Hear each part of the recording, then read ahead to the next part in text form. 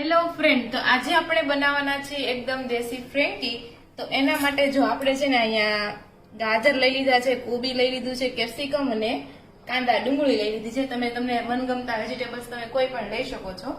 અને આ બાજુ જો આપણે તેલ પણ આવી ગયું છે, તો એમાં આપણે થોડો વઘાર કરી નાખશું.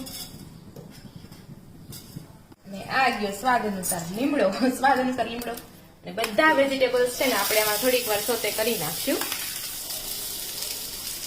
બહુ અને વધારે નથી ઓલા કરવાના, પકવવાના. 5 મિનિટ રાખશું આપણે.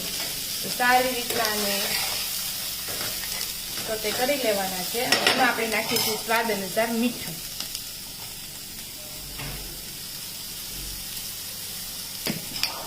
આપણા વેજીટેબલ છે ને એકદમ ચડી ગયા છે. તમે એમાં જો તીખું ખાતા હોય તો મરચી પણ નાખી શકો. અમે હજી તો સોસ નાખવાના છીએ એટલે મરચી નથી નાખતા. અને એમાં પછી નાખી દેવાનો ફ્રેન્કીનો મસાલો, થોડોક 1 ટેબલ સ્પૂન જેટલો ફ્રેન્કીનો મસાલો નાખી દેવાનો. હવે આને સારી રીતે હલાવી નાખશું. એટલે આ આપણું કમ્પ્લીટ થઈ ગયું.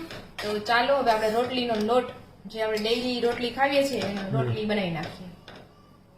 આપણી રોટલી છે ને એકદમ રેડી થઈ ગઈ છે. હવે આપણે સૌથી પહેલા નાખશું પીઝા સોસ, જે બહુ તીખો હોય છે એટલે થોડોક માપમાં નાખો. અને તીખું ખાઈ શકતા હોય એના માટે તો કઈ પ્રોબ્લેમ છે જ નહીં.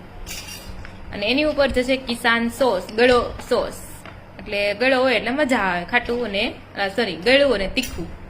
તેને સારી રીતે છે ને હવે સ્પ્રેડ કરી દેશું. ઓ વાવ, લુક્સ ગુડ. તો આપણી બની જશે મસ્ત મજાની ફ્રેન્કી. સાચો કમાલ તો છે ને સોસ નો અને આ જે હોય ને એનું જ હોય.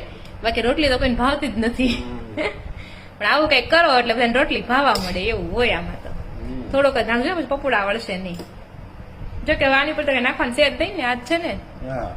તો કઈ નહીં. હવે આપણે નાખીશું ચીઝ, બધાનું ફેવરિટ ચીઝ. તો દેશી તડકામાં વિદેશી તડકો. તો ચાલો હવે આને આપણે છે ને થોડી તળી નાખીશું. ચાલો લોક કરી દઈએ અને આને તળી નાખીએ. ભૂંગળું ન વળે, ખાલી 3 વાર જ પાટ કરાય. ચાલો, આપણી ફ્રેન્કી છે ને હવે એકદમ રેડી થવા આવી છે. હવે આને છે ને તળી લેવાની છે, ચેલો ફ્રાય કરી દેવાની છે. મસ્ત આપણી ફ્રેન્કી થઈ જાય રેડી.